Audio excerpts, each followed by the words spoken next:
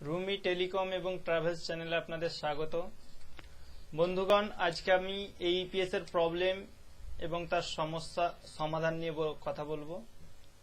তো সর্বপ্রথম বলি, এখন লকডাউনের বাজারে সমস্ত দোকান বন্ধ, কিন্তু যেগুলো খোলা আছে সেগুলো হচ্ছে আধার ইনেবল পেমেন্ট সিস্টেমের যত ব্যাংকিং বেশি আছে, ব্যাংক আছে, এটিএম আছে, এগুলো কিন্তু খোলা আছে। এবং বর্তমান ভারত সরকার যেটা করেছে, প্রতিটা মহিলা জনধন যোজনা অ্যাকাউন্টে 500 টাকা করে দিয়েছে এবং সেই টাকা তোলার জন্য মানুষ কিন্তু পাগলের মতো ঘুরে বেড়াচ্ছে। তো এর কারণে যেখানে একজন থেকে 10 জন, 10 জন থেকে 20 জন টাকা তুলতো, সেই সমস্ত বিসিদের কাছে টাকা উঠছে কিন্তু 200, 500 এই রকম। যেখানে 20 জনের টাকা রেগুলার ট্রানজেকশন হতো, সেখানে কিন্তু 500 থেকে 600 ট্রানজেকশন পার ডে হচ্ছে। এটা আমি নিজের অভিজ্ঞতা থেকে বলছি। তো এর ফলে কি হচ্ছে, কয়েক লক্ষ বিসি আছে, বিজনেস করেসপন্ডেন্ট, যারা এইপিএস এর আন্ডারে কাজ করে, এইপিএস এর মাধ্যমে কাজ করে, আধার ইনেবল পেমেন্ট সিস্টেমের মাধ্যমে কাজ করে। তো তাতে যে সমস্যাটা হচ্ছে, যে সার্ভারে একচোটে অনেক চাপ পড়ার কারণে কিছু কিছু ট্রানজেকশন আছে পেন্ডিং হয়ে যাচ্ছে, কিছু কিছু ট্রানজেকশন আছে ফেলড হয়ে যাচ্ছে। কাস্টমারের অ্যাকাউন্ট থেকে ডেবিট হয়ে যাচ্ছে টাকা, বিসির অ্যাকাউন্টে টাকা ক্রেডিট হচ্ছে না। এই ক্ষেত্রে আপনারা কি করবেন? আপনাদের অ্যাকাউন্টে তো টাকা আসবে না, তাহলে আপনাদেরকে তো প্রেসার দেবে। যত কাস্টমার আছে সবাই কিন্তু বোঝে সব কথা, এরকম ব্যাপার নয়। বেশিরভাগ ক্ষেত্রেই অবুঝের পরিচয় দিয়ে থাকে। তাহলে আপনাদের যেটা কাজ হবে, এটাতে কি লেখা আছে আপনাদেরকে পড়ে শুনিয়ে দিচ্ছি। এটা আপনারা প্রত্যেকেই মেনটেন করবেন। যারা মেনটেন করবেন না, তারা আমাকে অযথা কমেন্ট করে, এসএমএস করে বিরক্ত করবেন না। এটা সকলের জন্য। কি লিখেছি আমি পড়ে শোনাচ্ছি, দেখুন। সমস্ত ব্যাংকিং গ্রাহকদের উদ্দেশ্যে, টাকা তুলতে গিয়ে লিংক সমস্যার কারণে কোনোভাবে ট্রানজেকশন ফেল হয়ে আপনার অ্যাকাউন্ট থেকে টাকা কেটে গেলে তাহলে ভয় পাবেন না। ওই টাকা আপনার ব্যাংক অ্যাকাউন্টে 7 থেকে 15 ব্যাংক কার্যকরী দিনের মধ্যে ক্রেডিট হয়ে যাবে।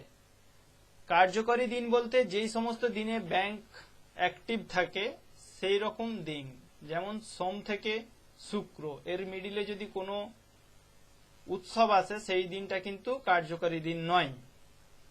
এর জন্য কর্তৃপক্ষ কোনোভাবে দায়ী থাকবে না, কারণ এটা সার্ভারের ব্যাপার। নিচে রুমি টেলিকম অ্যান্ড ট্রাভেলস দেখতে পাচ্ছেন। তো এই ফরম্যাটটা আমি ডিসক্রিপশন বক্সে দিয়ে দেবো, এবং যারা ডিসক্রিপশন বক্স থেকে নিতে পারবেন না, আমার হোয়াটসঅ্যাপ নাম্বারে যোগাযোগ করবেন, এবং আমার গ্রুপে যত মেম্বার আছে সকলকে কিন্তু এই ফর্মটা দিয়ে দেবো। এইভাবে প্রিন্ট করে ল্যামিনেশন করে দোকানের সামনে রাখবেন, এবং দোকানের 3 থেকে 4 জায়গায় মেরে রাখবেন। দোকানের বাইরে একটা, ভেতরে 2-3টা মেরে রাখবেন। যেখানে ফিঙ্গারপ্রিন্ট দেবে সেখানে এরকম ল্যামিনেশন করে ফেলে রাখবেন। প্রথমে পড়াবেন, পড়িয়ে মুখের বয়ান নেবেন, তারপর হাতের ছাপ নেবেন। তাতে যদি কাস্টমার থাকে ভালো, না থাকে তাকে নমস্কার করে বিদায় করে দেবেন। কোনো অবজেকশন নেই আমার। ঠিক আছে? বলার পেছনে কি কারণ আপনারা জানেন, যারা রিটেলার বন্ধু আছেন। এর পরের যে বিষয়টা বলছি, লিংক প্রবলেম হলো, ফেল্ড হলে টাকাটা কিভাবে রিফান্ড আসবে। ফেল্ড হলে আজ পর্যন্ত যত ফেল্ড কেস হয়েছে সবই কিন্তু অটো রিফান্ড। যেমন ভাবে এটিএম এ কোনো টাকা ফেল্ড হলে 7 থেকে 21 দিন, 22 দিন, 1 মাসের মধ্যে টাকা অটোমেটিক রিফান্ড আসে, সেম ভাবে এখানেও যদি এইপিএস এর মাধ্যমে টাকা ফেল্ড হয়, অটোমেটিক রিফান্ড হবে। প্রথমত 72 ঘন্টা মিনিমাম ওয়েট করতে হয়। 72 ঘন্টার মধ্যে না আসলে 7 দিন, 7 দিনের মধ্যে না আসলে 14 দিন বা 15 দিন পর্যন্ত আপনাকে অপেক্ষা করতে হতে পারে। এর পরেও যদি না আসে, তাহলে আপনাকে একটা ফর্ম আছে, সেই ফর্ম ফিল আপ করে আপনার লোকাল ব্রাঞ্চে জমা করতে হবে। করলে আপনার টাকা আপনার অ্যাকাউন্টে, মানে কাস্টমারের অ্যাকাউন্টে ক্রেডিট হয়ে যাবে। এরপরে বলি কোন কোন ব্যাংকের সব থেকে বেশি প্রবলেম হচ্ছে। সব থেকে দামি ব্যাংক, সব থেকে যেটা আমরা মানে বেশি নাম শুনে থাকি, কমন আমাদের কাছে, হাতের কাছে থাকে, খুব ভালো ব্যাংক, পৃথিবীর মধ্যে শ্রেষ্ঠ নাকি শুনি, SBI, state bank of India. এটা সবাই জানেন, সবার জানা নাম। এই ব্যাংকের ট্রানজেকশন 100টায় 99টা ফেল্ড হচ্ছে। আপনারা কমেন্ট করে যার কার কত পার্সেন্ট ফেল্ড হচ্ছে জানাবেন। আমার অভিজ্ঞতা থেকে বলছি 199টা ফেল্ড হচ্ছে। লকডাউন চলাকালীন এসবিআই ট্রানজেকশন সব থেকে বেশি ফেল্ড হয়েছে। এরপরে হচ্ছে এলাহাবাদ ব্যাংক। এলাহাবাদ ব্যাংকের তো প্রথমত ইন্ডিয়ান ব্যাংকের সাথে টাই আপ হয়ে গেছে, তারপর 2-3 দিন লিঙ্কই ছিল না। তারপরে যে লিঙ্ক আসলো 100টায় 98টা ট্রানজেকশন ফেল হচ্ছে ইপিএস এর মাধ্যমে, আধার ইনেবল পেমেন্ট সিস্টেমে। এটা আমার অভিজ্ঞতা থেকে বলছি, আপনাদের অভিজ্ঞতা কমেন্ট বক্সে শেয়ার করবেন। ব্যাংক অফ বরোদা ফেল্ড হচ্ছে বেশি, 50%। তুলতে গিয়ে 50% ট্রানজেকশন ফেল হচ্ছে, আর 100-এ 99% ট্রানজেকশন হচ্ছে না। 500 টাকা করে ব্যাংক অফ বরোদায় অ্যাকাউন্টে টাকা ঢুকিয়েছে প্রধানমন্ত্রী, কিন্তু 500 টাকার মধ্যে 500 টাকার একটা টাকাও তুলতে পারছে না। ব্যালেন্স ইনকোয়ারি হাতের থাম দিয়ে করছে, কিন্তু তারপরে দেখা যাচ্ছে যে ওই কাস্টমারের অ্যাকাউন্ট কোনোভাবেই টাকা উঠছে না। কন্ট্যাক্ট ইউর ব্রাঞ্চ বলছে, ব্রাঞ্চে যাচ্ছে, একটা ফর্ম নিচ্ছে, এক সপ্তাহ পরে 118 টাকা কেটে তারপরে আবার অ্যাকাউন্ট চালু করে দিচ্ছে। মানে 500 টাকা দিয়ে একটা 118 টাকা মাইনাস, প্লাস সে কিছু মিনিমাম ব্যালেন্স মেনটেন করছে, সেক্ষেত্রে সে 300 টাকা তুলতে পারছে একটা কাস্টমার। এটা হচ্ছে ব্যাংক অফ বরোদার অবস্থা। এই ব্যাংকে সব থেকে বেশি মানে জনধন যোজনার অ্যাকাউন্ট আছে এবং এসবিআই আছে। তো বরোদার ক্ষেত্রে কিন্তু সবার ক্ষেত্রে 138 টাকা করে কাটছে যাদের বন্ধ ছিল, আর 99% অ্যাকাউন্ট লেনদেন না হওয়ার কারণে বন্ধ হয়ে পড়েছিল। ডরমেট টু অ্যাক্টিভ চার্জ 118 টাকা প্রত্যেকের কেটেছে। এটা কোনোভাবেই বিসিরা দায়িত্ব নেবেন না যে আমার পোর্টালে কেটে গেছে। এটা কিন্তু ডরমেট টু অ্যাক্টিভ চার্জ 118 টাকা করে প্রত্যেকটা জনধন যোজনার অ্যাকাউন্ট থেকে কেটে নিয়েছে। ব্যাংক অফ বরোদার বললাম।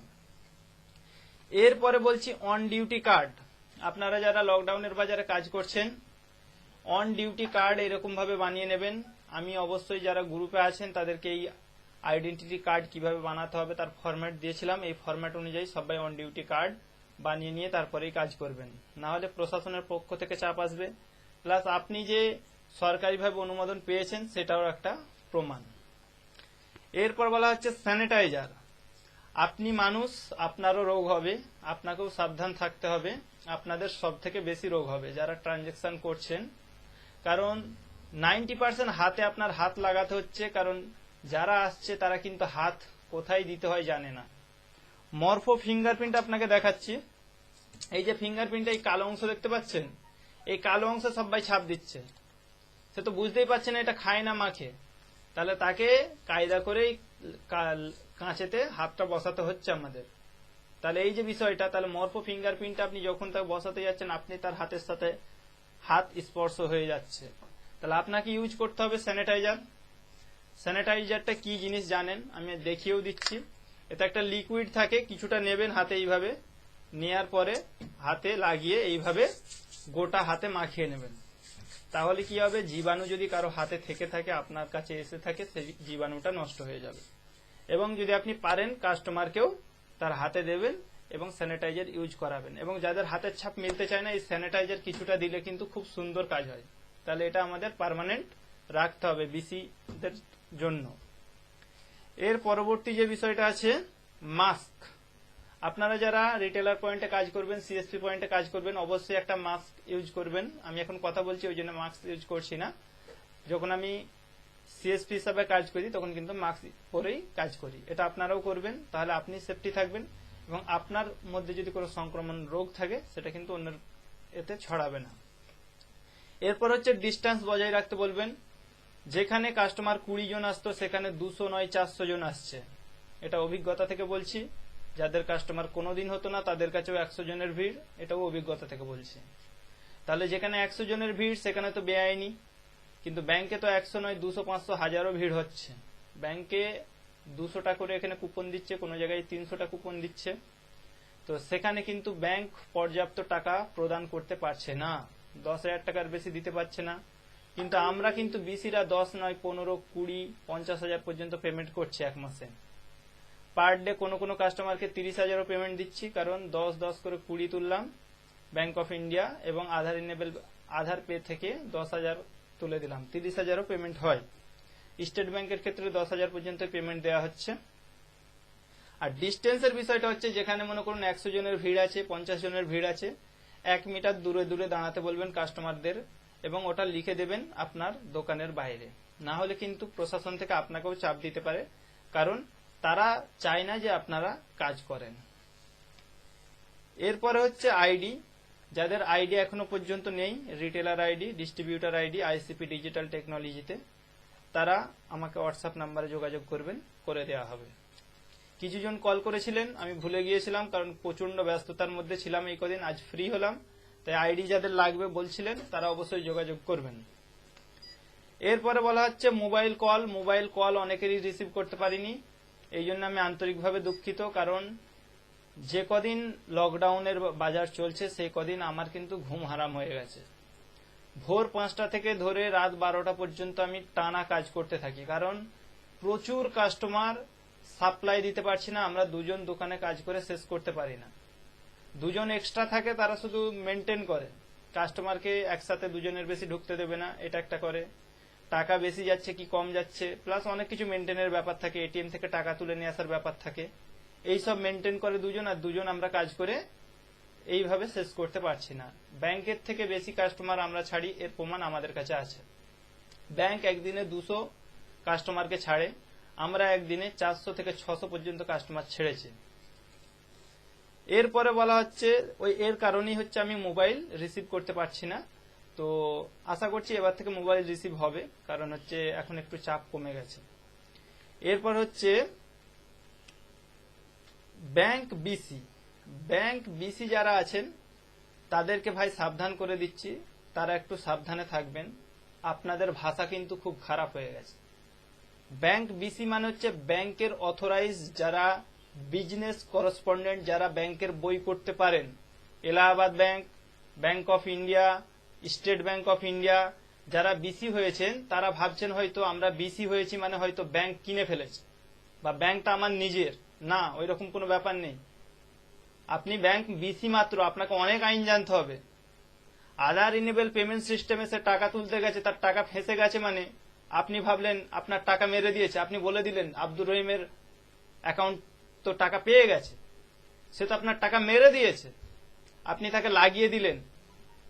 আমাদের যারা রিটেলার আছে 100, 200, 500, ওই রিটেলার গুলোকে জড়ো করে আপনার দোকান তুলে দেবো একেবারে। আপনারা কি ভাবেন আমরা টাকা মারতে বসেছি? ডাইরেক্ট বলে দিচ্ছে ব্যাংক বিসি আপনার টাকা সে ঝেড়ে দিয়েছে, আব্দুর রহিম ডাইরেক্ট বলে দিচ্ছে ইব্রাহিম বাবু টাকা ঝেড়ে দিয়েছে। ব্যাংক বিসিরাই এটা বলছেন, খুব সাবধান। যত বিসি রিটেলার আছে আমাদের এই ইপিএস এর, সব বাইকে জড়ো করবো আপনার দোকানে। আপনি যদি প্রমাণ করতে না পারেন আপনার দোকান ওই দিন দিয়ে তালা পড়ে যাবে। কিভাবে আপনি কি সাহস নিয়ে বলছেন যে আপনারা আমরা টাকা মেরে দিয়েছি? ওটা অনলাইন ট্রানজেকশন ফেল হয়, এটা আপনার জ্ঞান নেই, আপনি কেন বসেছেন বিসিতে? যদি জ্ঞান না হয়ে থাকে আগে ট্রেনিং নেবেন, এসবিআই দপ্তরে কল করবেন, এলাহাবাদ দপ্তরে কল করবেন যে অনলাইনে ইপিএস এর মাধ্যমে টাকা তুলতে গিয়ে ফাঁসে কিনা। যদি না ফাঁসে তখন বলবেন আব্দুর রহিম মেরে দিয়েছে, ইব্রাহিম মেরে দিয়েছে, আব্বাস মেরে দিয়েছে, অমুক মেরে দিয়েছে। আপনি বলে দিলেন মুখের কথা যে আব্দুর রহিম টাকা মেরে দিয়েছে, যাও তার কাছে চলে যাও, তার কাছে তুলেছে, এর মানে কি? টাকা ফাঁসতে পারে, আপনাদেরও তো অনেক টাকা ফেঁসে আছে, আমি জানি না। ব্যাংক অফ ইন্ডিয়ার বিসি থেকে টাকা তুলতে গিয়ে পরশু দিনে একজনের 3000 টাকা ফেঁসেছে, সে আজকে এসে আমার কাছে রিপোর্ট করে গেছে। তো কি করব? আমি বললাম ওয়েট করুন 7 থেকে 15 দিন, আপনারা অন্যের প্রতি সদয় হন, আর না হলে আমাদেরও সদয়টা চলে যাবে।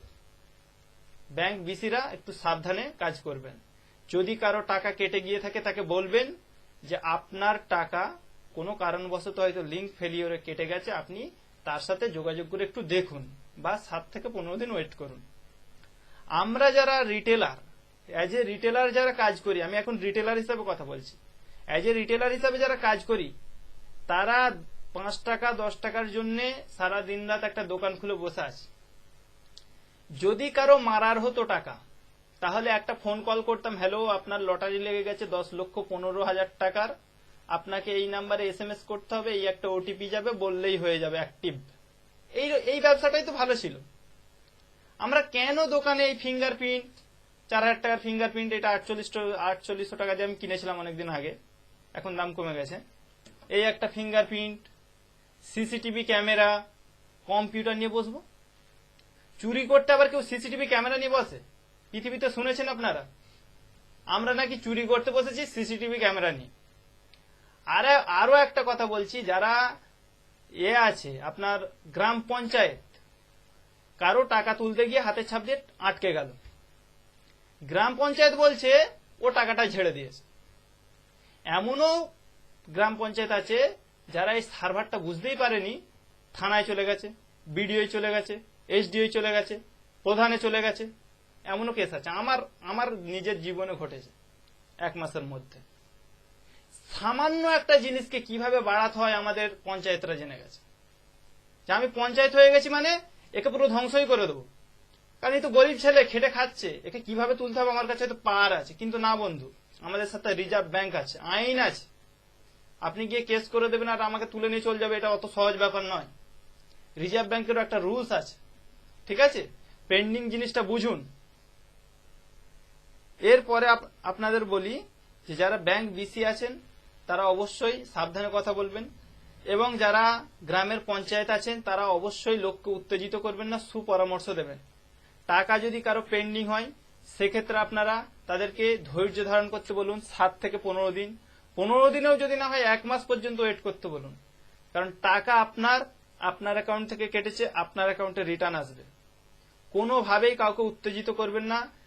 কাস্টমারদের ক্ষেত্রে বলছি আপনারা ধৈর্য ধরবেন 15 দিন পর্যন্ত। যদি কোনো কারণে 15 দিন না রিটার্ন আসে তাহলে আপনারা ব্যাংক ব্রাঞ্চে গিয়ে যোগাযোগ করবেন, ঠিক আছে?